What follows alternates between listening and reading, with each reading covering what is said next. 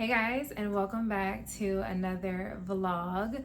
This week's vlog is very different from what I normally post, but I just wanted to make sure that I kept you guys in the loop as best as I possibly could with everything that's going on. Yeah. So this past Wednesday, May 6th, we lost my grandmother, Nene. You guys have seen her in several of my videos.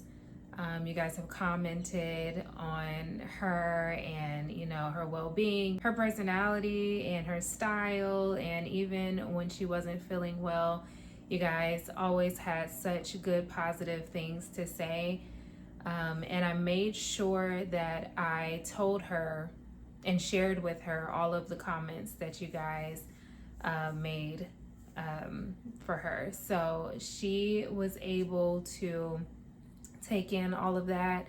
She was always so excited whenever I told her that she got a comment and that somebody said she was beautiful or her outfit looked great, or even when she was sick, you guys were wishing her well, and I read all of those comments to her too, and she just always felt like so tickled because she was like, me, like they're talking to me. She's like, now what state is this person in? And I'm like, Nene, I don't know, I don't know. just take it in, and they are rooting for you and they're cheering for you, and they always say how beautiful you are and everything else. So I was able to share all of your beautiful comments with her, and that always made her smile really big every time. So it was only right for me to make sure that I let you guys know that she is no longer here and that she has transitioned. Yeah, because I feel like even though I may not be able to talk to each and every one of you individually, you guys are still a part of my family. You're a part of everything I got going on. And it's only right to make sure that you guys know as well. I'm going to keep this video as short as I possibly can, just to let you guys know a little bit about what happened. She was battling stage 4 pancreatic cancer. And I'm sorry, y'all, if y'all see me looking over here, I'm looking at myself. I'm looking over here, I'm looking at you guys. So I always have to clear that up. But anyway, she originally came to live down here, or live in Georgia with my mom around COVID. And she had it then, or either she was getting it then, I believe. And it ended up going away. She got it. She went to the doctor and went away and went into remission. And they actually told her that she would most likely be seeing it again, like within a couple of years. At that point, they didn't say like, you have this long to live. I don't think, but they said it would come back though. And they gave her a couple of years for it to come back. Well, she ended up living, I want to say about 5 or 6 years after that whole thing, because when COVID was 2020 and it's 2026. So she ended up, living longer than what the doctors had expected. I don't know the exact time frame as far as how long they said, but I know they told her it will come back for sure and that it would be a couple of years.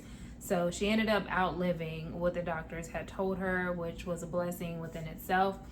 And within the last year, this last year is when it came back, I believe. I think it was this last year. And when it came back with a vengeance. Like it just pretty much took over her body. But we've had a lot of conversations, her and I. That lady was a spicy woman. She was very spicy. Anybody who knows her knows that she is a little firecracker. And she will say and do whatever she thinks of, and whatever her thoughts are in her mind, she gonna say it, she gonna tell it like it is, and that's just what it is when it comes to her. And we've had plenty of conversations, her and I, about a lot of things, even all the way up to the point when it came to coming down here to Dallas. I knew that she was sick. And I also knew that she didn't have long. We didn't know when, but because the cancer had spread like everywhere, I didn't know how long. So I was battling that for a while. Like, should I move? Should I, go on with my life and do something different? Or do I need to stay here and support and, just make sure that I'm there for her. And like, what do I do? Like, it was a lot. Like, it was a lot. But y'all remember, you know, the whole losing my job and having to move out of my loft and my car, everything was going down. And then my grandmother, like, I never told y'all about that part of it either, but I was going back and forth because I really did feel guilty about even thinking about moving at a time like this. So she ended up having to have like a minor surgery. Right before I came down here, she had to go into a surgery, and I went to go visit her at the hospital. And once she woke up from the surgery and everything, and we were talking, and I was like, listen, I need to run something by you. And I told her about Dallas, and I told her how I was feeling about Dallas and like just moving in general, knowing that she's here. And she cut me off in my tracks. She cut me off mid-sentence and said, go. And I was like, huh? And she said, go. You need to go. She was like, what are you trying to ask me? Are you trying to ask me like if you should go, or like what are you trying to say? And I was like, well, you know, I'm telling you, like, this is how I'm feeling. And, you know, I don't know. I feel guilty and all of that. She said, go. She said, you need to go. You need to live your life. I've lived mine. I've had a long, long life, and I'm still be here. But you need to go and you need to explore and you need to do something different. And she told me 2 different stories. She told me one story about how her father always wanted to go to, I can't remember the country. She told me, I can't remember the country, but he always wanted, maybe Europe or something, I can't remember, but he always wanted to go to a country. And she said that for years and years and years he regretted it, and that's all she heard about when they were growing up, was how he should have went to go visit this country and he never got the opportunity to. And he pretty much just lived with that regret as far as not going to do what he wanted to do when he had the opportunity to be able to do it. So she told me that story. And then she also told me a story about herself, about her wanting to go to Japan. My grandmother loved Japanese culture. Like, if you know her, then you know that she loves Japanese culture. So she wanted to go to Japan, and she didn't have anybody to go with at all. She asked a couple of people. I think people were busy. They had other things that they had going on. She didn't have anybody to go with, so she got her ticket and went by herself. And she told me that story. And it was basically, to sum it up, the stories were based on wanting to do something, knowing that you should do something, but making sure that you do it before it's too late. And that was my sign. That was my sign to come out here and to go to work and to be great and to be successful and to live my life, you know, while I have the opportunity to do it, because moving has been something that's been on my mind for so long. And had I not done it, I feel like I would have regretted. And I needed to have that conversation with her. And she gave me the write-off. She said, go, you need to go, and I'm going to be here. And I went, and I'm so glad that I listened to her. It still feels very like, dang, you know, dang. But I was able to come back. I was able to see her. Once I got to Dallas, the first week that I was here, my aunt and my mom were there with my grandmother. She had came back home from the hospital and all of that, so she was like settling in. And we were all on FaceTime, and I just got here, you know, showing them my apartment and everything and talking to them about, you know, Dallas and all of that. And my grandmother says, you need to get back here. Some time had gone by, so maybe like a few weeks had gone by when I had seen her at the hospital, and she had been back home now. So then by the time I FaceTimed her, she was like, you need to make sure that you get back here so I can see you one last time. And I looked at her like through the phone. I'm like, and I said, why would you say that? And then everybody else was like, what? Don't say that, Mom. Like, why would you say that? Like, don't say that. And when I asked her, why would you say that? She just looked at me. She didn't answer the question. She just looked at me, and she just kind of put her head down. And it's like, in her mind, she probably knew. She knew. And so I was like, oh, you know, I felt like, don't do that.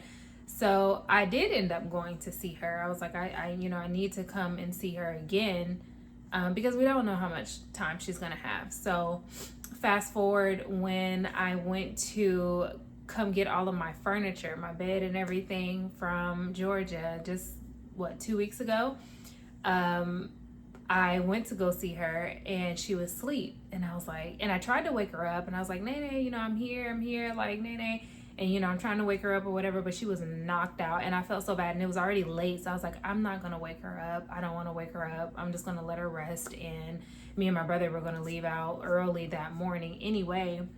And the next morning, I kind of peeked my head back in there just to see if she was up. She wasn't up. She was still knocked out. And I was like, okay, well, I'll see her again. But that was the time that I came back to see her. She asked me to come back, and I came back. And I was like, I don't know what to do. So I'm like, I'm just going to go ahead and go, because I just didn't want to wake her up. So we ended up coming back here. And again, what was that, like 2 weeks ago when my brother was here and we dropped off everything. The following week after that, which was last week, I think, if I'm getting this is all very quick, y'all. All of this happened very, very quick. So this is last week. Yeah. My brother was here 2 weeks ago. So then last week Monday. Yeah. Cause today is Sunday. So last week, Monday, my mom called, and I was like, let me talk to Nene, you know, she said she was doing okay that day. You know, she was resting, but she wasn't eating a whole lot, at all. I think she loves ice cream. So she had like a couple scoops of ice cream,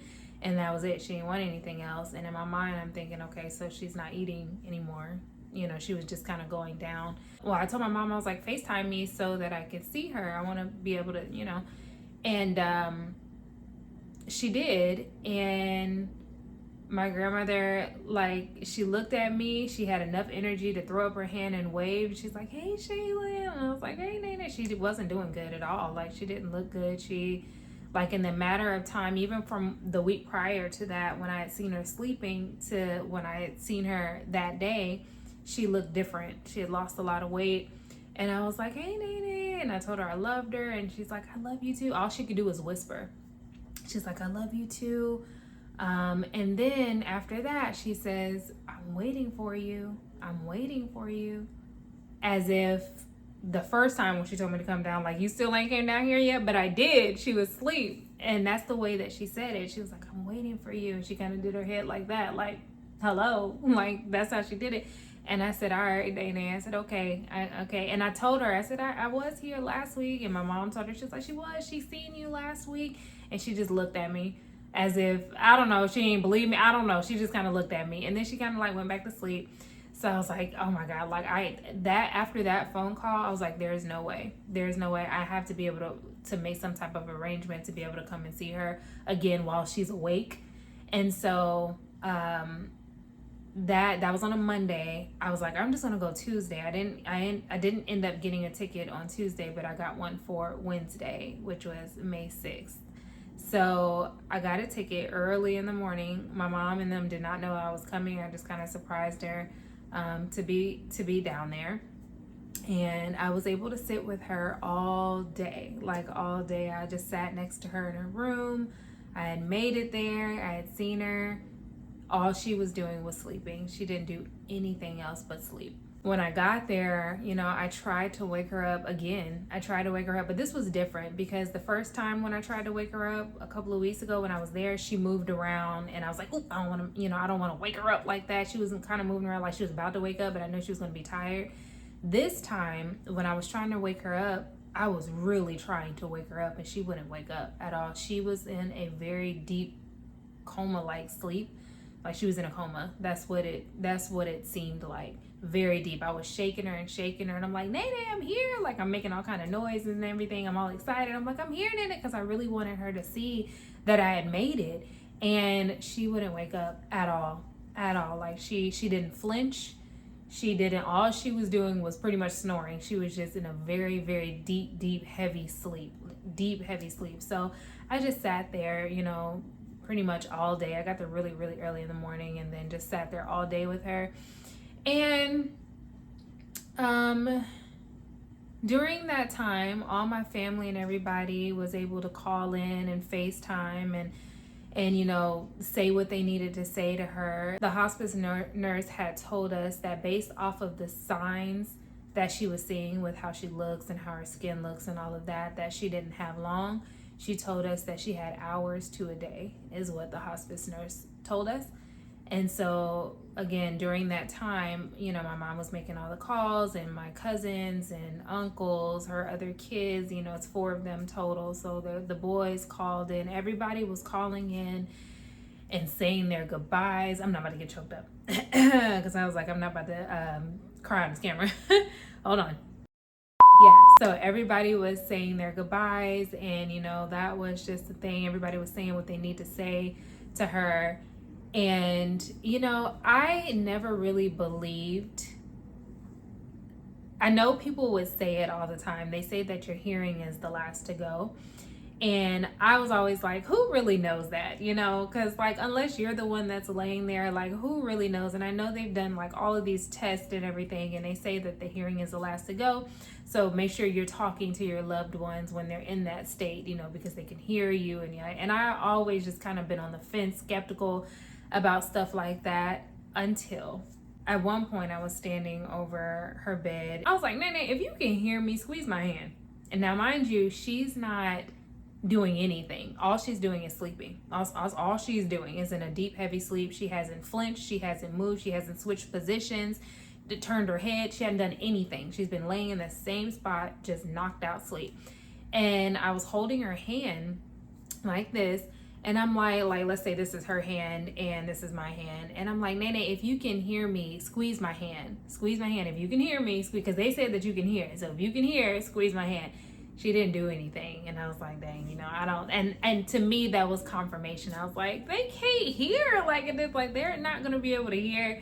And I was like, and I said it again. I'm like, if you hear me, squeeze my hand. And nothing happened. So I left my hand there for maybe about a good 4 or 5 minutes. It was a while, I was just kind of quiet. I was just looking at her sleep or whatever. So then I was going to go sit back down. And when I went to go sit back down, I went to go take my hand out of her hand, she did like this.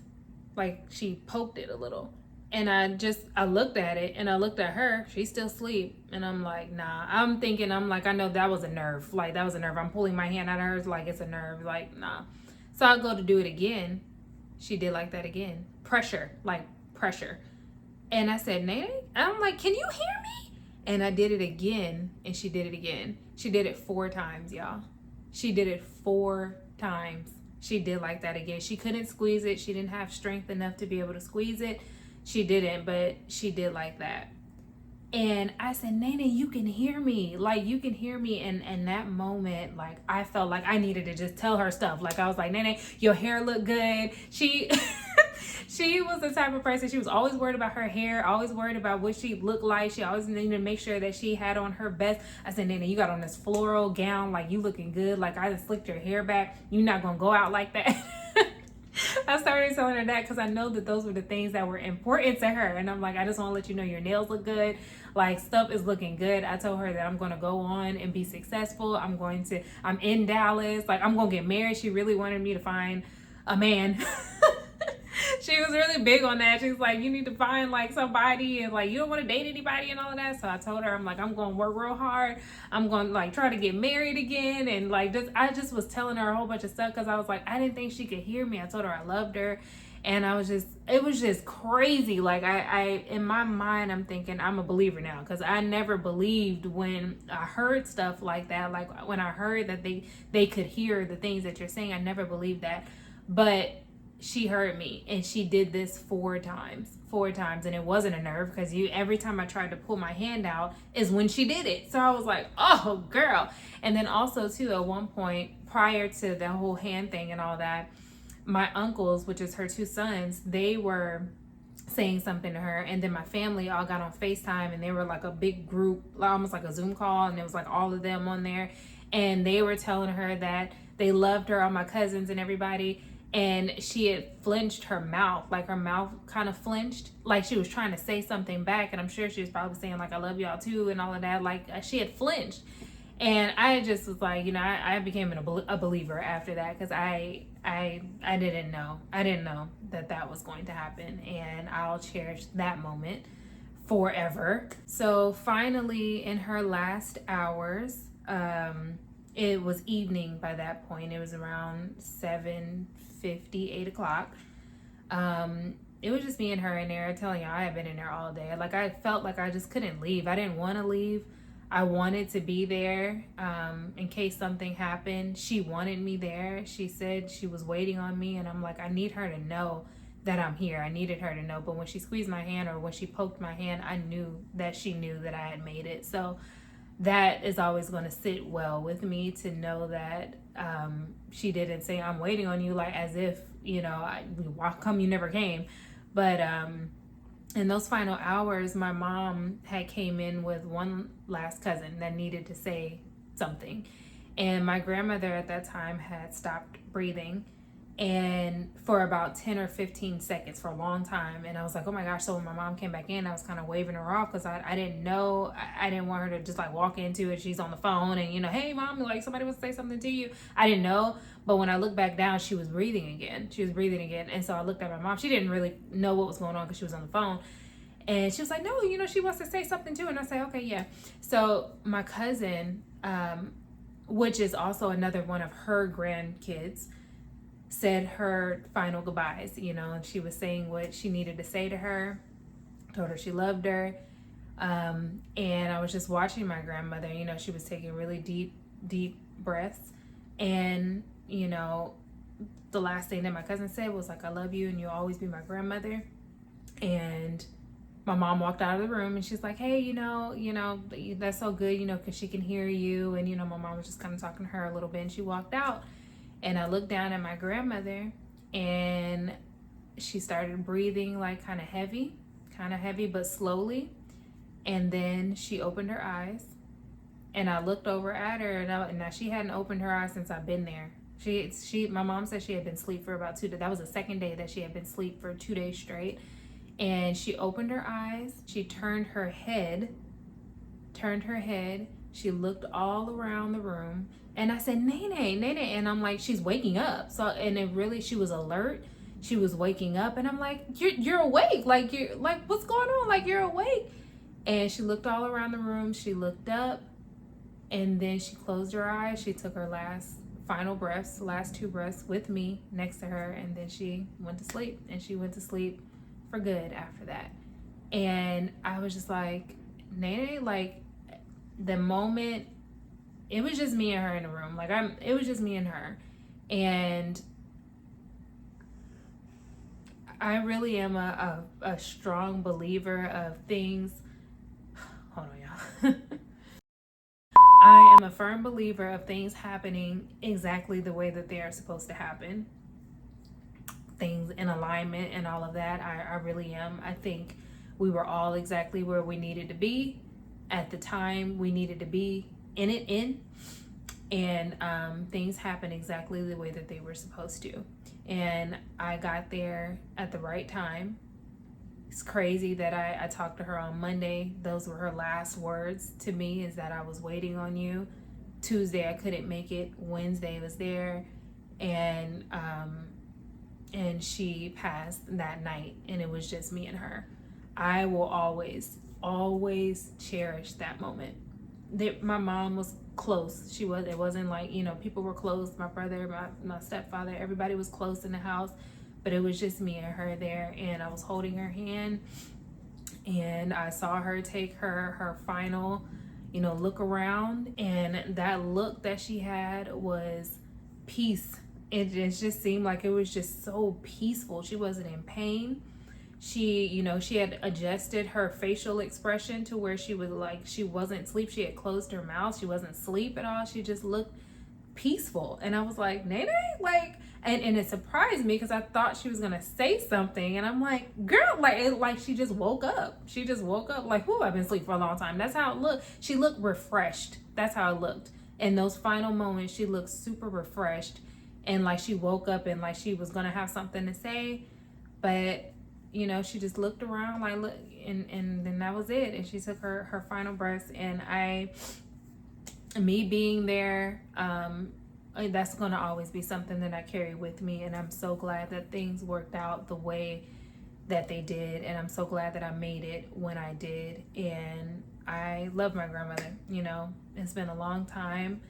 I didn't necessarily grow up with her around because she lived in Ohio, but I saw her all the time. I have a million pictures. I want to be able to go back at some point I am going to go back, to my mom's house, and we're going to like, kind of go through all her things and everything and go through the pictures and all of that. But I have a million pictures of me growing up with my grandmother. And these last 5 or 6 years since she's been in Georgia, being able to spend that time with her has been nice as well, as an adult, because, it's been chunks of years to where it's like you would go and see her because she didn't live there. But then to be able to spend a chunk of your childhood and a chunk of your adulthood, with your grandparents is something nice, even if you can't be there all the time, but it really is something nice. And I was able to do that. And I'm going to always cherish those moments. And then also being able to start my YouTube channel while she was still here. So I've been documenting the little bits of things that I have. I've been able to document them and to be able to share them. And I always have the memories for it. And I love that I did that. So yeah, I just wanted to share with you guys, that she was a very special lady, and she is going to be missed. She is going to be missed, and we all love her so much.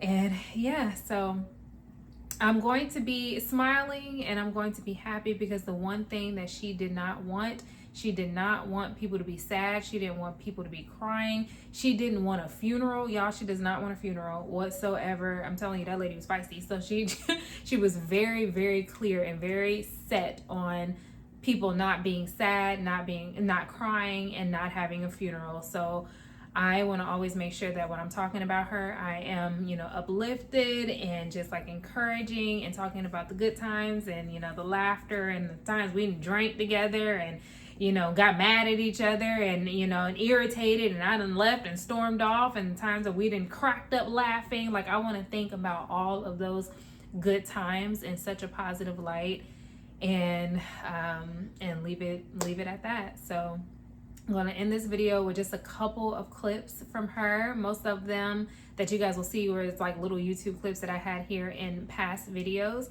But it's not a lot. I took a couple from Instagram and just kind of put it all together, because as I was going through it, I was getting choked up. I was getting too emotional. So I only put together just a couple of what I had like right in front of me that I can grab. And I'll close out this video with it. I will be back next week with another vlog, and I have good news to share with you guys. That's the other thing. It's like during all of this that was happening with my grandmother, it was also good news that was being brought to me. And I also look at that as a sign too, because I'm like, see, that lady told me to move here. She told me to go. She cut me off mid-sentence and told me to go, and things are now starting to happen.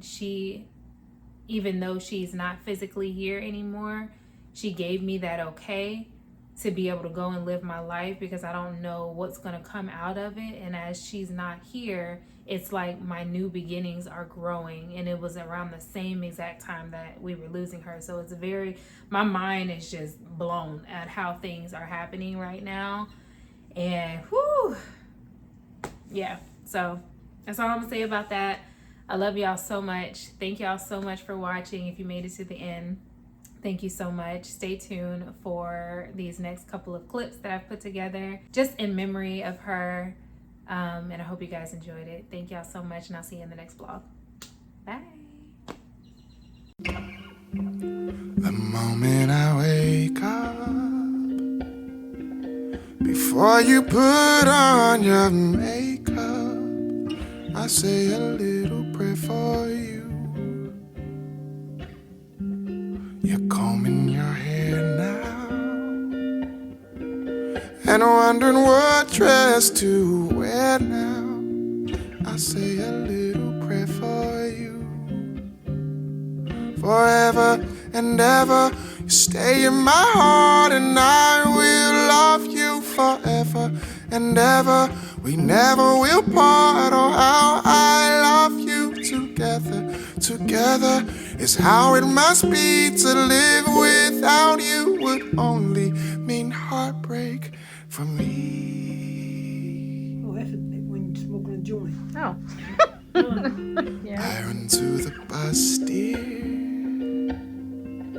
While riding, I think of us, dear. I say a little prayer for you. At work I just take time, and all through my coffee break time, I say a little prayer for you. Forever and ever, you stay in my heart, and I will love you forever and ever. We never will part. Oh, how I love you together. Together is how it must be. To live without you would only mean heartbreak for me. You doing, Louise? You all right, Louise? You like she likes Louise. My darling, believe me. Hi, Louise. For me, there's no one but you. Say you love me too. She's on the other side of the lake, the other side of the park, looking at them and dancing. And God was supposed to be Whoopi Goldberg. Mm. And Whoopi said, you fell in love, didn't you? She said, yeah, and I'm so happy. And they doing the kind of funeral that I wanted. Everybody be singing and happy. That's what I want. So you want a party? I want a party. I don't want nobody crying and caring. But happy and singing and burnt me up and put me in the river. A party for a funeral. A party for a funeral. Yep. That's how I want to go. A party, everybody laughing and drinking. Yep. Having a good time. Just having a party. At the tone, please record your message. When you have finished recording, you may hang up or press 1 for more options. Hello, little darling. This is your Nene.